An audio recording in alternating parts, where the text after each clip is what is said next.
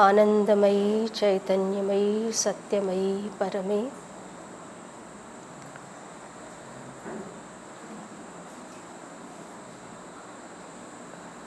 माँ एक बार आश्रम से बाहर, आश्रम के ही एक स्थान पर गई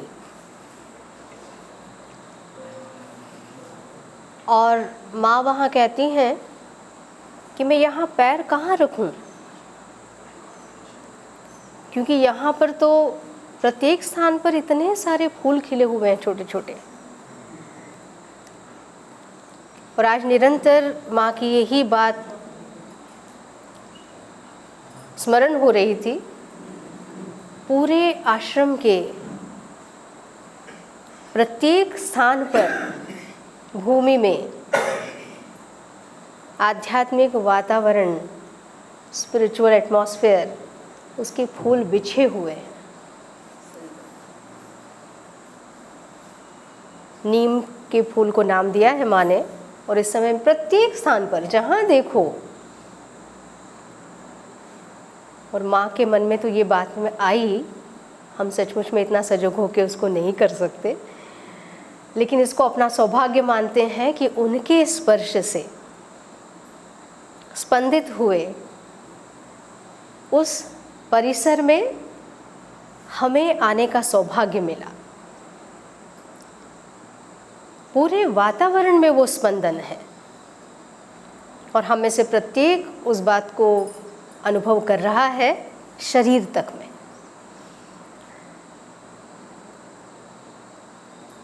सुधीर भाई ने बहुत विचित्र सा परिचय दिया। परिचय हम सब लोगों का केवल एक है, माँ के आंचल में हम सब उनके शिशु एक साथ खेलते हुए, आनंद मनाते हुए, उनकी कृपा में जीवन यापन करते हुए। 2 सत्र हैं और इसलिए जब जीवन पथ की बात हुई कि किस प्रकार से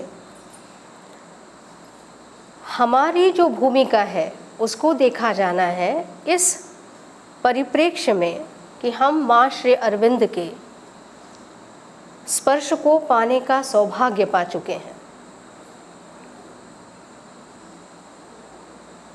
तो माँ श्री अरविंद की वाणी में, उनके जीवन में, उनके कर्म में, प्रत्येक स्थान पर मार्गदर्शन भरा हुआ है हम सबके लिए। सावित्री से निश्चित रूप से हम लोग देखेंगे कि किस प्रकार से हमें अपने लिए जो कुछ श्री अरविंद ने कहा है उसका आस्वादन थोड़ा हम ले सके, क्योंकि वो महासागर है। इस समय प्रथम सत्र में प्रेरणा हुई कि श्री माँ की वाणी से, और विशेषकर उस वाणी से जिससे दिन प्रतिदिन हम सभी संपर्क में आते हैं, और वह है श्री माँ की प्रार्थना और ध्यान, ये संकलन। प्रार्थनाएं निरंतर माँ ने कई लिखी हैं अर्थात की हैं भगवान से, और माँ अपनी प्रार्थनाओं को डायरीज में लिखा करती थी। बाद में जब वे आश्रम आ गईं तो उसके बाद फिर इन प्रार्थनाओं को फ्रेंच में सबसे पहले पब्लिश करने के लिए माँ ने अनुमति दी, और उसके बाद में फिर एक एडिशन जिसमें कि अंग्रेजी में अनुवाद के साथ, क्योंकि मूल रूप से माँ की लिखी प्रार्थनाएं फ्रेंच में है।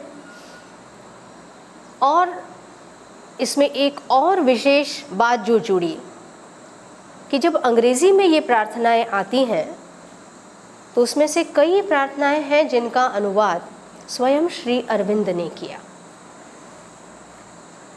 और जो अन्य प्रार्थनाएं हैं जिनका अनुवाद उन्होंने नहीं किया, उनको उन्होंने देखा है, उनको पढ़ा और तब निश्चित रूप से जब उनकी दृष्टि से वो गुजरी हैं तो उनमें भी उनकी कृपा का प्रसाद है। माँ की प्रत्येक प्रार्थना में उनकी अपनी साधना और जीवन का प्रत्येक पक्ष जिस प्रकार से उन्होंने छुआ है, और सबसे विशेष कि श्री माँ के चैत्य से आई हुई ये प्रार्थनाएं भगवान से हम सबको संवाद करना सिखाती हैं।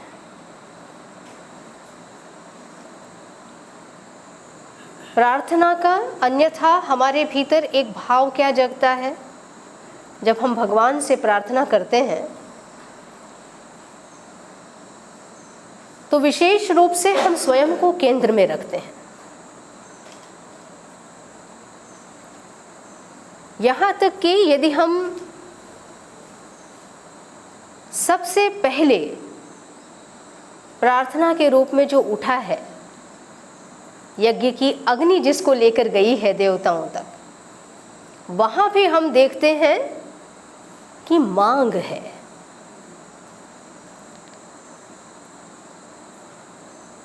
सुंदर बात है, यहाँ भी श्री माँ बहुत बार ये कहती हैं ये चाहिए, किंतु तब एक व्यक्तिगत प्रार्थना से कैसे उसे एक वैश्व प्रार्थना बना देना, कैसे अपने एक संकुचित सीमित व्यक्तित्व के भीतर संपूर्ण संसार को, संपूर्ण विश्व को, प्राणी मात्र को, प्रकृति को, सभी को समाहित कर लेना, ये श्री माँ सिखाती है। कुछ प्रार्थनाएं हैं जो निश्चित रूप से श्री माँ के शब्दों से ही हम लोग पढ़ के और फिर उसका कहना चाहिए उस मार्गदर्शन में हम आगे बढ़े।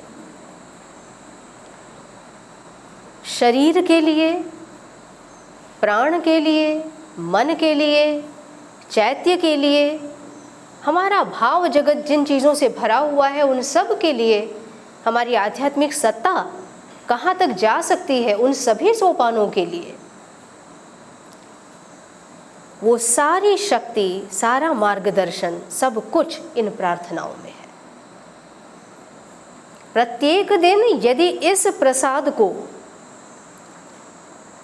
उस दिव्य कर्म के रूप में करके हम प्राप्त कर सकें, सचेतन रूप से प्रत्येक शब्द को उस चेतना के आंदोलन के रूप में कि जिसमें कण कण जग जाए, तो ये अपने आप में पर्याप्त एक साधन है पथ पर आगे जाने के लिए। बहुत सुंदर बात है, रेखा भाभी तो भी निरंतर इस कर्म में लगी हैं कि वो प्रत्येक दिन प्रार्थना पढ़ के और हिंदी में अपलोड करती हैं। एक ग्रुप है उस पर और सभी लोग उसका श्रवण कर सकते हैं।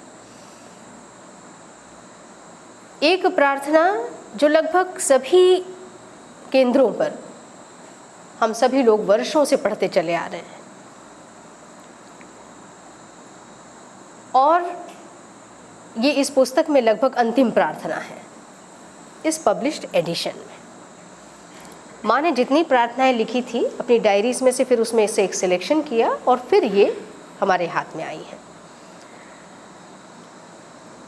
1912 से लगाकर 1937 तक की प्रार्थना इसमें है और सर्वाधिक प्रार्थनाएं हम सभी जानते हैं 1914 की है। इस बात का अपने आप में गहराई में कोई अर्थ हो सकता है, किंतु अन्यथा यदि हम इस क्रोनोलॉजी में ना भी जाएं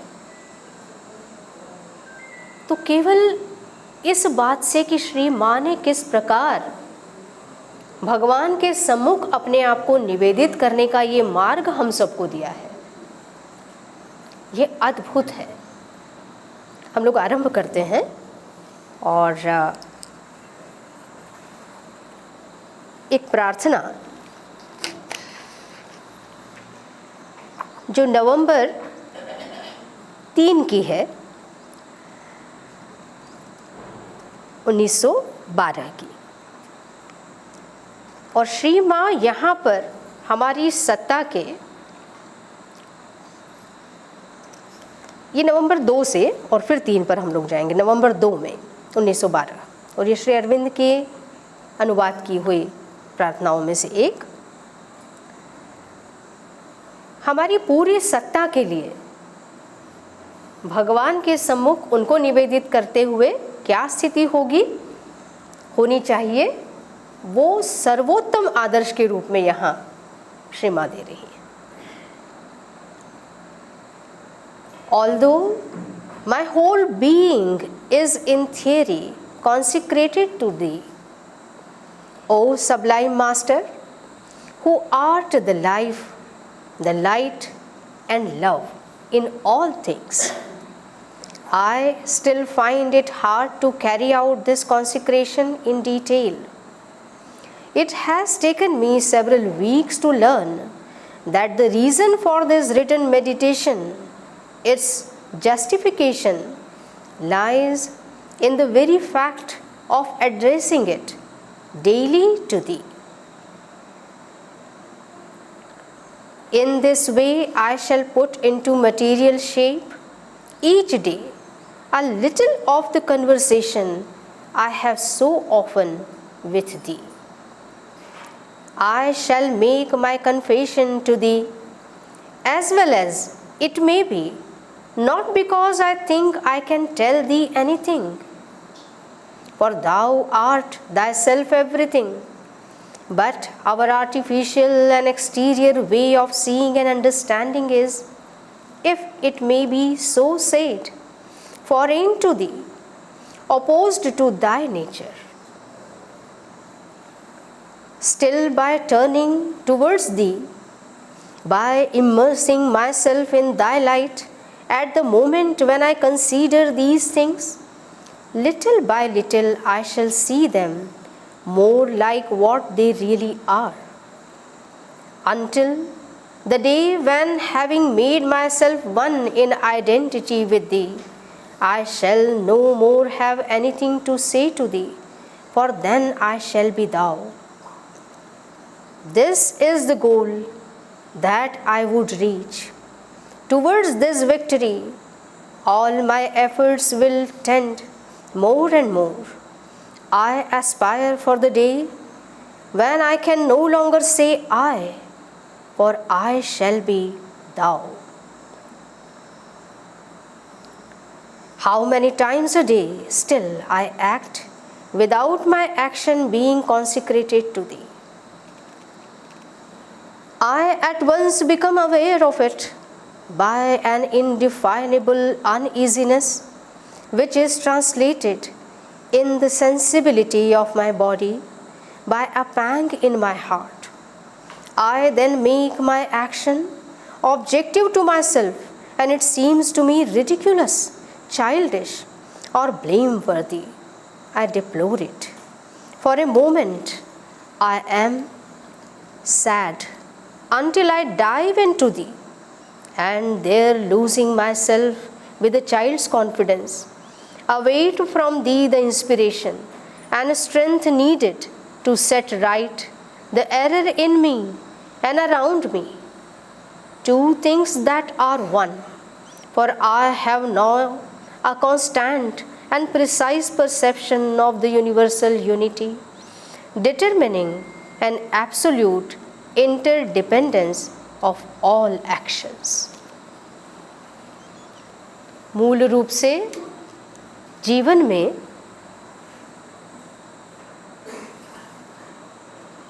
एक वास्तविक प्यास जब व्यक्ति के भीतर जगती है, और ये प्यास केवल वो नहीं है कि उसे जीवन में किन किन चीज़ों की परिपूर्ति चाहिए, और इसीलिए श्री अरविंद ने देवताओं और पशुओं से मनुष्य की स्थिति भिन्न है ये कहा। पशु परम संतुष्ट अपनी स्थिति में, आहार निद्रा भय मैथुनश्च, इससे अधिक उसे किसी चीज की आवश्यकता नहीं। देवता परम संतुष्ट अपनी स्थिति में, उनकी पूजा होती रहे, वे जिस प्रकार की संतुष्टि चाहते हैं उस प्रकार का उनके भक्तों का एक दरबार उनके आसपास लगा रहे, वो उसमें प्रसन्न है। किंतु मनुष्य वो प्राणी है जिसे कहीं संतुष्टि नहीं है, और कठिनाई तब और बढ़ गई जब मनुष्य होने के बाद इस प्यास में उसने सबसे ऊंचा आदर्श अपने सम्मुख रख लिया, अमृतत्व का।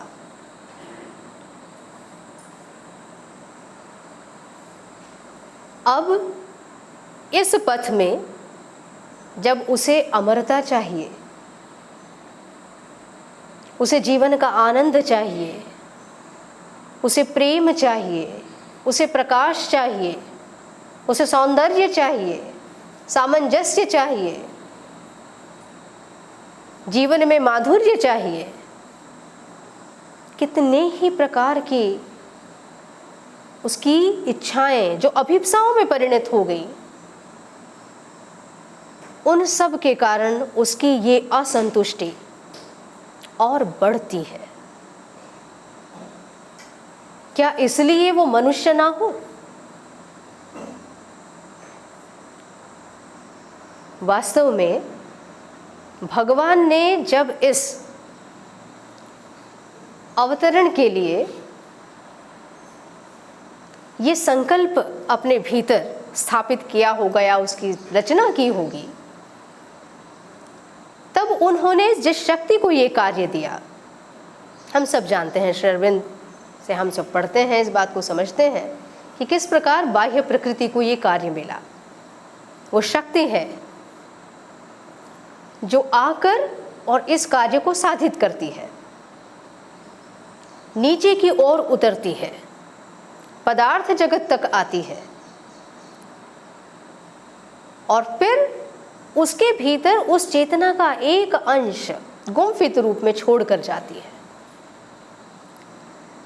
जब पदार्थ का निर्माण हुआ, प्रकृति ने उसके भीतर प्रोग्रामिंग की कि तुमको प्रकृति के अनुसार चलना है। उसकी प्रकृति है जड़ता, वो जड़ तत्व है। प्राण की रचना हुई, प्राण का आविर्भाव हुआ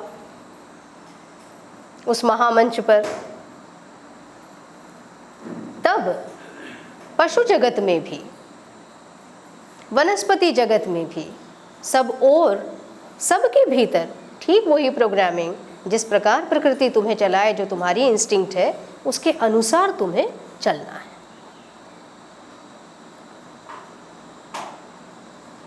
अब उससे आगे जब मनुष्य आया, मन की रचना हो गई।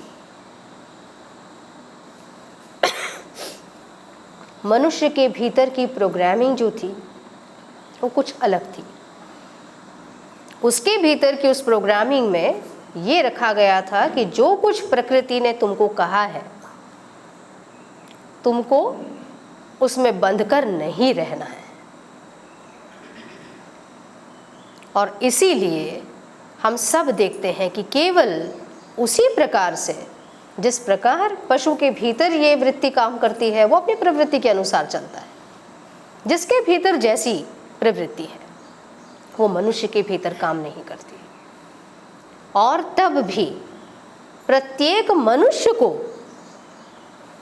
उसको ये स्वातंत्र्य, उसे ये खुला आकाश, उसे ये संभावना और असीम एक स्वयमेव जो उसने ले लिया है, एक ऐसा कार्य मिल गया कि प्रत्येक व्यक्ति अपनी इच्छा, अपनी अभिप्सा, अपनी आत्मा, अपने आदर्श, उनके अनुसार अपने आप को गढ़ सके। अभी हम लोग पिछले रविवार ही जब योग समन्वय कर रहे थे तो उसमें से पढ़ा, और बहुत सुंदर एक छोटे पैराग्राफ में श्री अरविंद जो है वो बाह्य रूप से हमारा सत्य क्या है और आंतरिक रूप से सत्य क्या है दोनों ही स्पष्ट करते हैं। और तब सचमुच में जो एक आय मैं वो तो धराशायी हो जाता, वो दिखाई नहीं देता, वो कहाँ गया। वो बहुत स्पष्ट वहाँ कह रहे हैं हमारा आंतरिक सत्य है चेतना, आत्मा और भगवान का वो स्फुलिंग जो हम सबके भीतर, ये आंतरिक सत्य है। कॉन्शियसनेस, सोल, स्पिरिट, और बाह्य रूप से प्रकृति, द एक्सटर्नल नेचर। और ये जो हम कहते हैं मैं, श्री अरविंद कहते हैं ये तो कहीं एग्जिस्ट ही नहीं कर रहा उस स्थिति में। अब उसके अनुसार यदि हम देखें तो क्योंकि हम कह सकते हैं ये कि श्री माँ ने, जब श्री माँ से पूछा गया कि कितना निर्भर करता है आपका कार्य हमारे ऊपर, तो वो कहती हैं कि fortunately it doesn't depend on human beings. लेकिन उसका अर्थ ये नहीं है कि हम किसी कार्य के नहीं, और वो इसलिए कि भगवान ने जब इस क्रम को इस प्रकार से साधित किया कि प्रकृति मनुष्य को जब लेकर आई है इस दृश्य में, और उसके भीतर इस संभावना को रखा है कि वो अपनी प्रकृति को भी विजित करके उससे ऊपर उठकर देवत्व में, भगवत तत्व में, उस परम चैतन्य में विकसित हो सके, तो निश्चित रूप से इसके पीछे एक बहुत बड़ा उद्देश्य रहा होगा। और इसलिए मैं भी वही विचार कर रही थी कि सुधीर भाई हैं, मैं हूँ, वनीता, हम सब लोग जिन्होंने बचपन से, जिनको ये सौभाग्य मिल गया कि श्री माँ और श्री अरविंद का वातावरण ही घर में देखा, और उसी में हम लोग वही सब कुछ पढ़ते हुए, ध्यान होता था घर में, हम भी छोटे छोटे सब जाकर बैठ जाते थे, और पता नहीं था कि क्या चीज़ है क्या नहीं, पर अंतर में कोई इस प्रकार का प्रश्न नहीं कि ये कौन है, कभी नहीं। किंतु मैं उन लोगों की ओर देखती हूँ, जैसे धार में आदरणीय वैद्य जी थे, रतलाम में दादा निश्चित रूप से, और साथ ही साथ प्रकाश चाचा जी, रमेश चाचा जी, सुजान चाचा जी, आचार्य साहब, और ऐसे कई सारे लोग, श्याम चाचा जी, पूरी एक लंबी फहरिस्त है, जिन लोगों को आरंभ से ये सब कुछ नहीं मिला था, किंतु कुछ था भीतर जिसने उन सब को, she is the magnet of our difficult ascent, और उस मैग्नेट ने खींचा, उन सब के भीतर कहीं न कहीं वो चीज़ थी, वो तत्व था जिसके कारण वो सब माँ की ओर खींचे चले आए, और आगे आने वाली संततियों के लिए इतना सुलभ हो गया कि आज हम लोग सचमुच में इस बात पर विचार करें तो हमें खोजना नहीं पड़ा, वो हमें प्राप्त हो गए। एक बड़ा आंगन हम सबको दे दिया उन्होंने, अंतर बाहर, उनकी कृपा में खेलने के लिए। किंतु तब इस बात की ओर हमारी दृष्टि खुलना चाहिए कि ऐसी स्थिति में जब जिस स्थान पर हम हैं, जो कार्य हम कर रहे हैं, जो कृपा हमें मिली है, जिस प्रकार का जीवन हमें प्राप्त हुआ है, जो हमारा समूह है, उस सब में अब हमारी गति क्या हो, क्योंकि ये तुष्टि का समय नहीं है और नहीं होगा बहुत समय तक, जब तक कि सचमुच में वो साधित नहीं हो जाता जिसके लिए श्री माँ श्री अरविंद ने श्रम किया। और वो सब कुछ जो वहाँ पर हम लोग पढ़ते हैं श्री अरविंद के समाधि के साथ ही लिखा हुआ वो माँ का जो संदेश है, श्री माँ और श्री अरविंद दोनों ही ने हम सब के लिए जो कुछ किया, और केवल हम सब ही नहीं, संपूर्ण सृष्टि के लिए।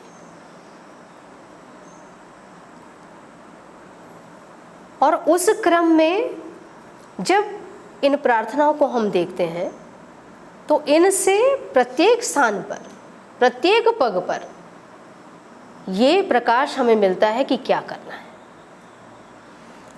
श्री अरविंद की वाणी आवर ऑफ गॉड, और आवर ऑफ गॉड वो पैसेज स्पेशली, और उसमें जब हम पढ़ते हैं कि ये मुहूर्त बारंबार आने वाला नहीं है, दादा ने ट्रांसलेट किया तो उसमें वो पंक्ति आती है, इस मुहूर्त की आशा भूखो बारंबार नहीं है। इस सौभाग्य को हम नकार नहीं सकते। हम सबको एक अद्भुत अवसर मिला है। पूरे ब्रह्मांड में श्री माँ कहती हैं कि ये पृथ्वी जो है, it is a chosen planet, और उसके ऊपर भी भारत को वो कहते हैं this is a chosen country, और फिर उसमें हम सब लोगों का जन्म हुआ है, हम सब का सौभाग्य जगा है। और इसलिए आज जब हम लोग वंदे मातरम कर रहे थे तो स्वाभाविक है कि जो ओरिजिनल है उसके साथ छेड़छाड़ करने की बात में थोड़ा सा मैटर ऑफ तो पर तब मन में ये बात आती है कि जब ऋषि बंकिम चंद्र लिख रहे हैं तब हमारी जो जनसंख्या है, हमारा जो समूह है वो 300 कोटि है।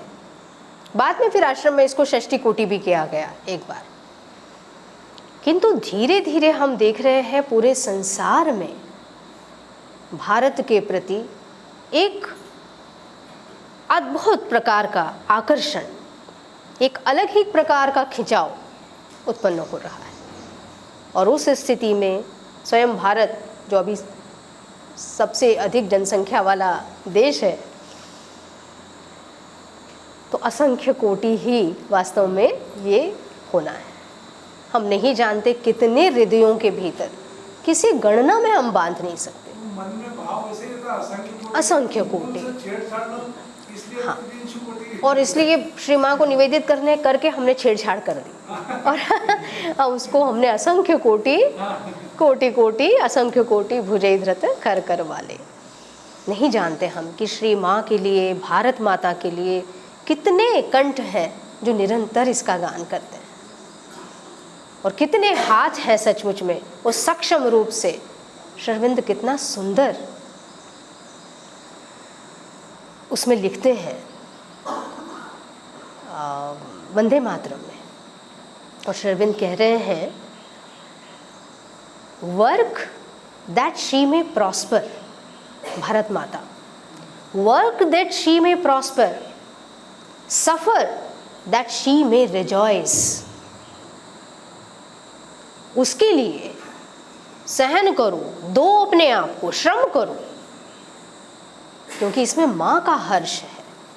तुम्हें पीड़ा दे के नहीं, लेकिन तुम्हारे उस कर्म में, तुम्हारे उस श्रम से उसका निर्माण हो रहा है। और इसलिए जब सचमुच में भारत भूमि में हम सब हैं, हम सब लोगों को ये सुंदर अवसर मिला है, ये चैतन्य जीवन मिला है। नहीं तो हम लोग एक बार कभी दृष्टि घुमाकर देखें, हम सब अलग अलग स्थानों पर काम करते हैं, उन लोगों के साथ काम करते हैं जिन्हें माँ श्री अरविंद का स्पर्श नहीं मिला है, या किसी प्रकार का ऐसा प्रकाशमय कोई आनंद उनके जीवन में नहीं है। तब हम देख सकते हैं कि कैसा अवसाद भरा, अंधकारमय, प्रेम से विहीन, सामंजस्य से विहीन, संतुलन से विहीन जीवन होता है। किंतु ये संपदाएं हमें भर भर कर श्री माँ श्री अरविंद का स्पर्श पा गए,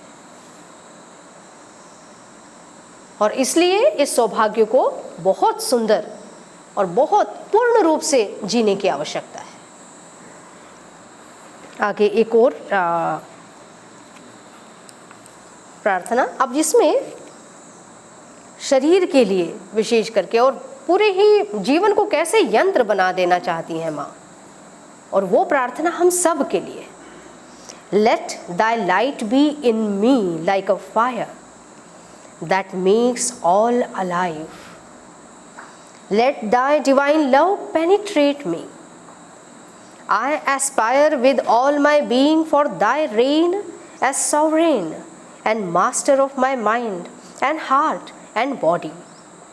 Let them be thy docile instruments and thy faithful servitors. क्या करना है हमें?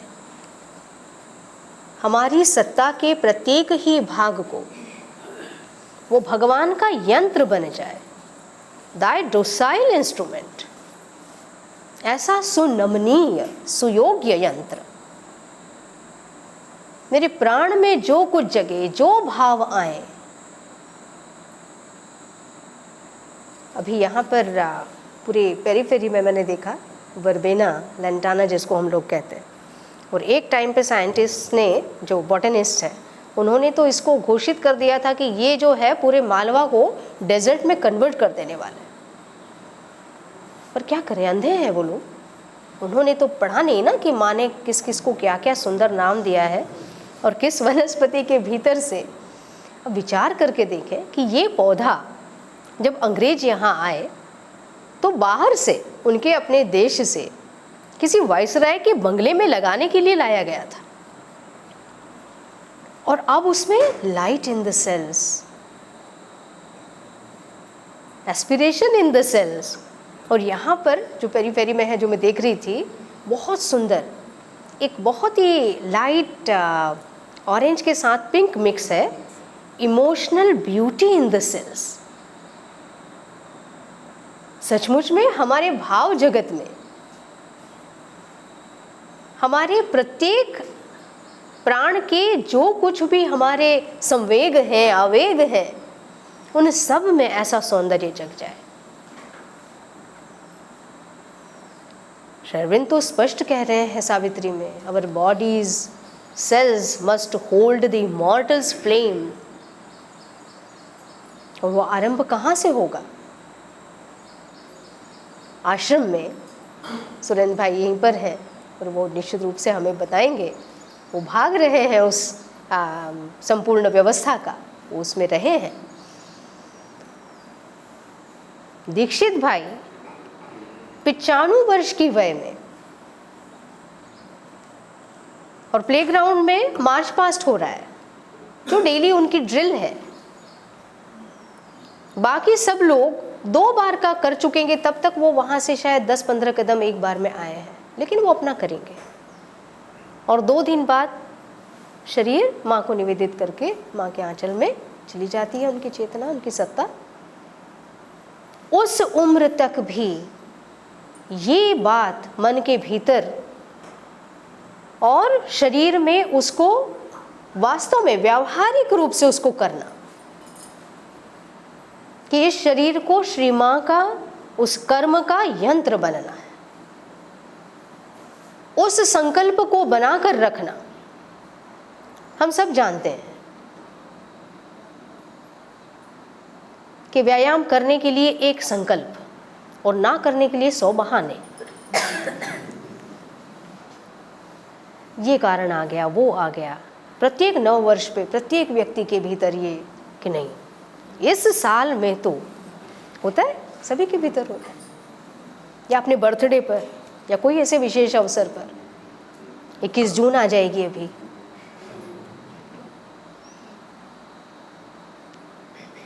और एक त्रुटि के वश ये सब एक भ्रामक, जिसको कहना चाहिए ना कि एक परिवेश उस तरह का बन गया इसको लेकर योग दिवस। भ्रामक इसलिए कह रही हूँ कि योग शब्द में कितना कुछ समाहित है, और हमने उस योग शब्द को संकुचित करके और केवल शरीर की एक्सरसाइज तक उसको समेट कर रख दिया। एनीवे, वो अपने आप में एक अलग विषय है।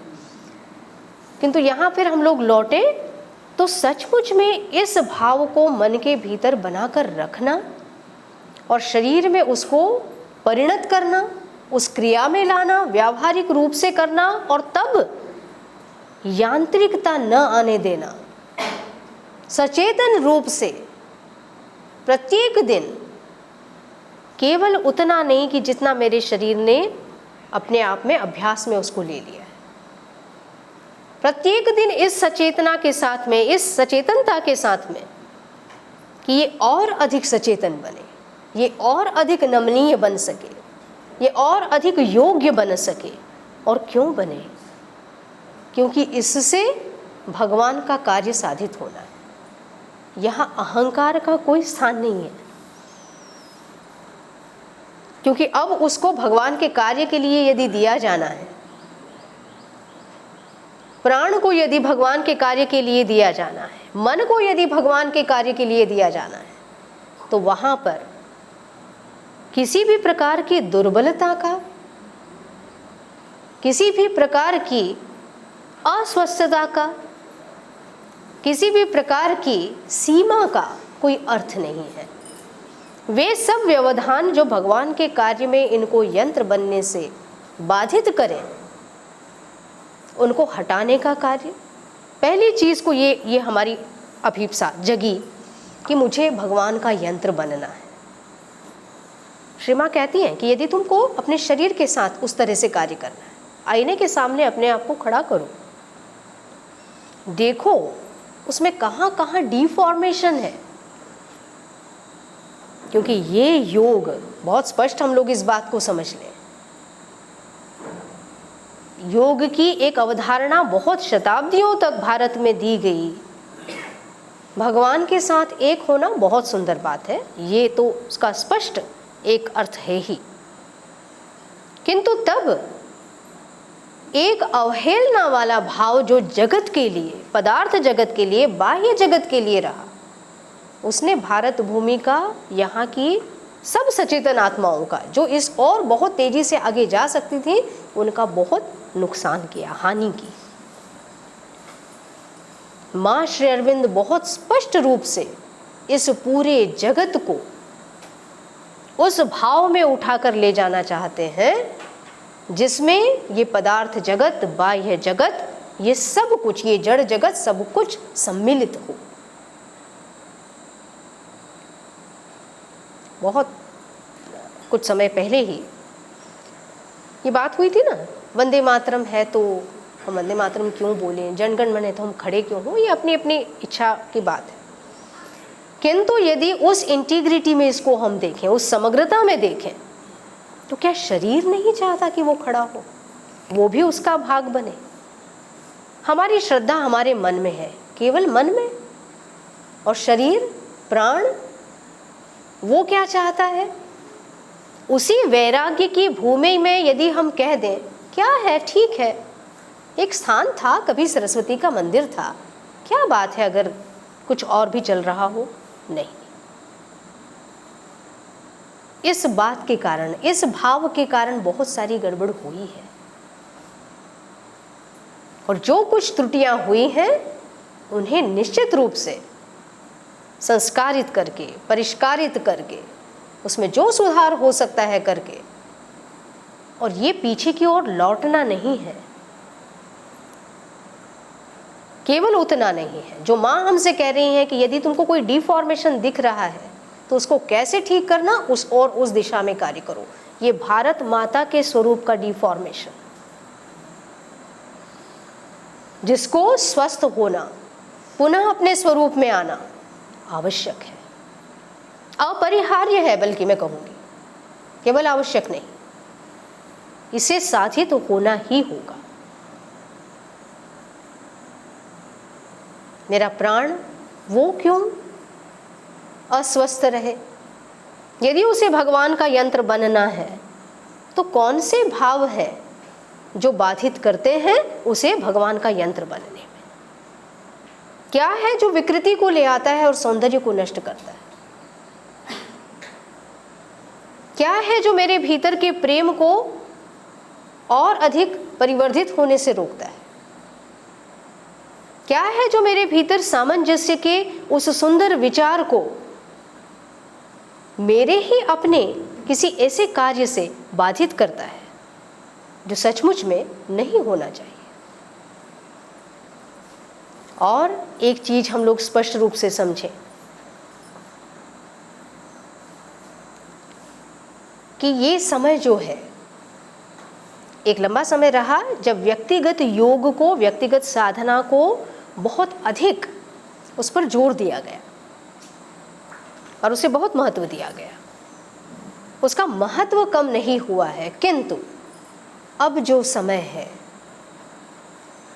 वो सामूहिक योग का है, कलेक्टिविटी का है, क्योंकि ये केवल कुछ लोगों के लिए करने की और कुछ लोगों द्वारा प्राप्त कर लिए जाने वाली व्यवस्था नहीं है जो मां श्री अरविंद ने दी है।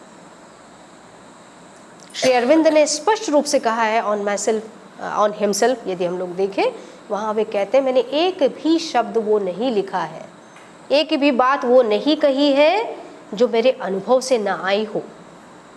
लेकिन साथ ही वो कहते हैं एक भी चीज़ ऐसी नहीं है जो इस धरती पर जन्म लेने वाले प्रत्येक व्यक्ति द्वारा साधित ना की जा सकती। वो ये नहीं कह रहे हैं कि सुप्रामेंटल तो बस अब क्योंकि विशेष है तो ये इसको पाएगा, ये पाएगा, ये पाएगा, और नहीं तो एक बड़ी संदूक के अंदर ताला लगा के रखी गई होती सावित्री, लाइफ डिवाइन, वो सब कुछ जिसके भीतर ये रहस्य उन्होंने ऐसे खोलकर हम लोगों को दे दिए। गॉड्स लेबर, कितनी सुंदर बात श्री अरविंद कहते हैं आरंभ में ही कि मैंने तुम सबके लिए ये रुपहले सुनहले स्वप्न बुने, और अंत में क्या कहते हैं? पूरी सब बात कहने के बाद पूरा श्रम जो कुछ उन्होंने किया है, I have been digging deep in the filth and mire, कौन करेगा ये? केवल आके और ऊपरी धरातल पर, सतह पर काम करके नहीं लौटे, भीतर तक उतर कर उस कीचड़ में, तलघर में, इनकॉन्शियंट सफाई नहीं हुई। बरसों बरस बीत गए, सहस्रों वर्ष चले गए, ऊपर की सतह पे सब कुछ सजाना, सुंदर बनाना, वो चलता रहा। उस गाद को कौन साफ करेगा? वहां तक वो उतरे हैं और उन रुपहले सुनहले स्वप्नों को जो उन्होंने हमारे लिए सजाया। और इसलिए इस बात को कि अब का समय एक और स्थान पर, जहाँ श्री माँ कहती हैं कि ये समय जो है वो महासरस्वती का समय है, और इसलिए भी धार केंद्र और इस समय में जो कुछ यहाँ घट रहा है, कोई संदेह नहीं कि हम सबको इस प्रार्थना को निरंतर अपने भीतर स्थान देना चाहिए, प्रत्येक दिन। और भी मन में एक बात आती है कि एक समय आया, क्योंकि जिन आत्माओं को अवसर नहीं मिला था, बल्कि कहा जाए कि मनुष्य का स्वरूप धारण करके आए किंतु उनके भीतर आत्मा का प्रवेश उस तरह से अभी तक नहीं हुआ। चैतन्य जो भगवान का एक स्फुलिंग है वो उस तरह से नहीं जगा, उनका साइकिक कहीं जैसे सामान्य तौर पर होता है कि घर का सबसे आदर्श सदस्य है वो हमारे अपने सत्ता का, लेकिन सबसे ज़्यादा उपेक्षा उसी की है। उनके भीतर वो चीज़ नहीं थी, इसलिए मूर्तियों का ध्वंस हुआ, मंदिरों का ध्वंस हुआ, कई प्रकार की ऐसी दुर्व्यवस्थाओं को जन्म दिया गया या उन्हें थोपा गया। किंतु इसमें भी संदेह नहीं होना चाहिए, जो अभी हम लोगों ने बात की कि भारत भगवान की चुनी हुई भूमि है, और इसलिए कितने ही आक्रमण, कितने ही प्रकार की विकृतियां, कितने ही प्रकार के ध्वंस हुए होंगे, किंतु तब भी the fountain head of the god, Shri Aurobindo कहते हैं, it can never run dry. ये सूख नहीं सकता, क्योंकि इसमें प्रवाहित होने वाली वो चैतन्य धारा भगवान से आने वाली धारा है। यहां जन्म लेने वाला सचेतन व्यक्ति भगवान के लिए जीवन जीना चाहता है। वो यदि मूर्तिकार है तो वो भगवान को केंद्र में रखकर अपनी मूर्ति का निर्माण करता है। वो यदि वास्तुकार है तो वो भगवान को केंद्र में रखकर अपने जीवन को, वो कोई है। फाउंडेशंस ऑफ इंडियन कल्चर यदि हम लोग पढ़ें, श्री अरविंद इतना स्पष्ट रूप से, और ये सब बात इस प्रार्थना के संदर्भ में इसलिए बारंबार मन में आ रही है कि वो डोसाइल इंस्ट्रूमेंट बनाने के लिए अपने मन को, प्राण को, शरीर को मां कह रही है कि उस मूल भाव में हमको जाना होगा जिस मूल भाव में भारतीय आत्मा बसती है, और वो है जीवन की प्रत्येक गतिविधि को भगवान को केंद्र में रखकर और करना। अब वो कोई भी बाह्य कर्म कोई भी हो सकता है।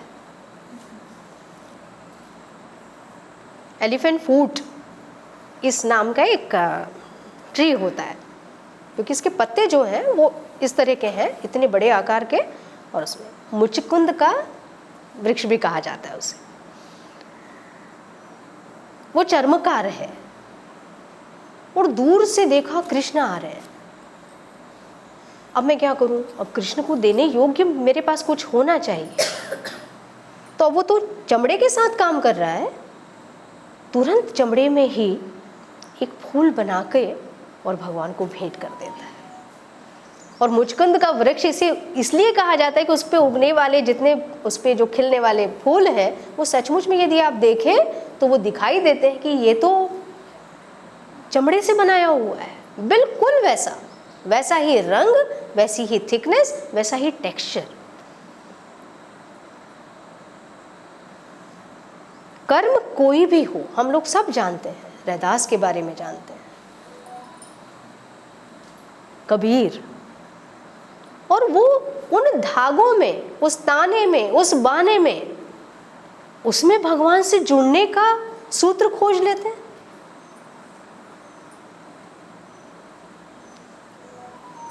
जॉन डन एक कवि हो गए, और वो कहते हैं कि जो कुछ भी भगवान को पूरी तरह से निवेदित हो जाता है, फिर वो बाकी ही नहीं रहता। और कबीर और मीरा दोनों उदाहरण हैं इसके। लव्स अल्केमी डन लिख रहे हैं, और यहाँ पर हम लोग देखें, मीरा कण कण तक भगवान को निवेदित हुई, और इसलिए हम जानते हैं कि उनका शरीर नहीं पाया गया, वो समाहित हो गई। पूर्ण निवेदन। कबीर, क्या मिल रहा है वहां पर? जब लोग आपस में इसी बहस में लगे हैं, ये हमारे हैं, ये हमारे हैं, वो तब तक भगवान के हो चुके। और जब चादर हटाई है, वहां पर केवल पुष्प है। Life must blossom like a flower offering itself to the divine.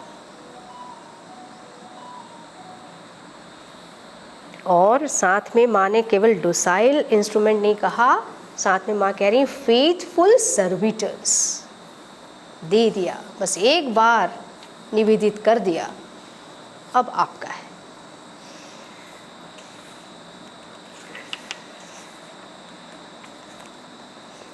एक और मेरा समय वैसे पूरा हो गया बोलने का, लेकिन तब भी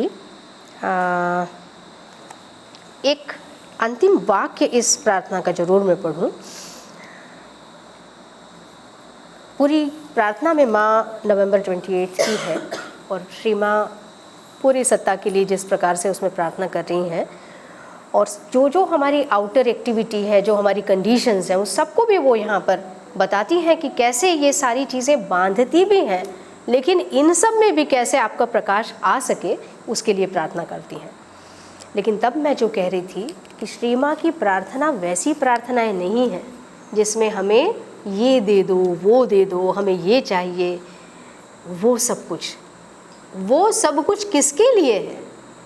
ये श्री माँ की प्रार्थना और इतना बड़ा विशाल हृदय केवल जगदम्बा का हो सकता है कि उनकी उस प्रार्थना में उनके सारे बालक, प्राणी मात्र, संपूर्ण सृष्टि समाहित हो सके।